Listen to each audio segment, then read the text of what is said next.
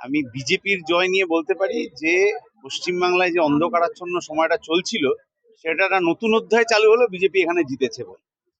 এবার তিলোত্তমার ক্ষেত্রে যে জাস্টিসের দাবিটা আমাদের আগে থেকে ছিল, সিবিআই এর কাছে যে 50টা প্রশ্ন করা হয়েছিল, যে হলফনামা বদল হয়েছিল, যা প্রধানমন্ত্রী এসে সদুত্তর দিতে পারেননি, সেই কথা আমাদের আজও স্ট্যান্ড করছে।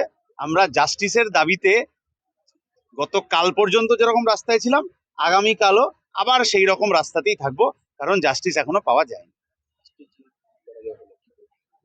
মানুষের রায় অবশ্যই আমরা মাথা পেতে নেব, এবং বামপন্থীরা বিধানসভায় প্রবেশ করতে পারছে বলেই আমি জেনেছি এবারের বিধানসভার পর। ফলে বিধানসভার ভেতরে আমাদের যে লড়াই ছিল, বিধানসভার বাইরে যে লড়াই ছিল, দুটোকে আরো এক জায়গায় জড়ো করে আগামী দিনে পশ্চিমবাংলার মানুষের জন্য এই লড়াই আমরা চালাবো।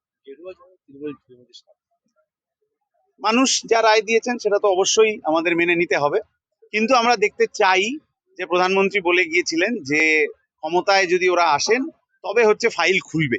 আমরাও অধীর আগ্রহে এটা অপেক্ষা করব যে ফাইল খোলে কিনা, আর ফাইল যদি না খোলে তাহলে আমরা আবার রাস্তায় নামবো ফাইল খোলার জন্য।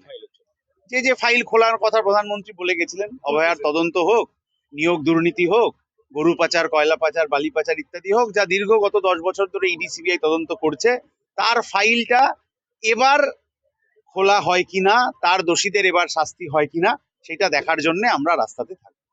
এই ভিডিওটিকে লাইক করুন, আপনার গুরুত্বপূর্ণ মতামত কমেন্টের মাধ্যমে আমাদের জানান, এবং আমাদের চ্যানেলের ভিডিও সবার আগে দেখার জন্য ইউটিউবে গণশক্তিকে সাবস্ক্রাইব করুন, ফেসবুকে ফলো করুন এবং শেয়ার করুন আপনার পরিচিতদের মধ্যে।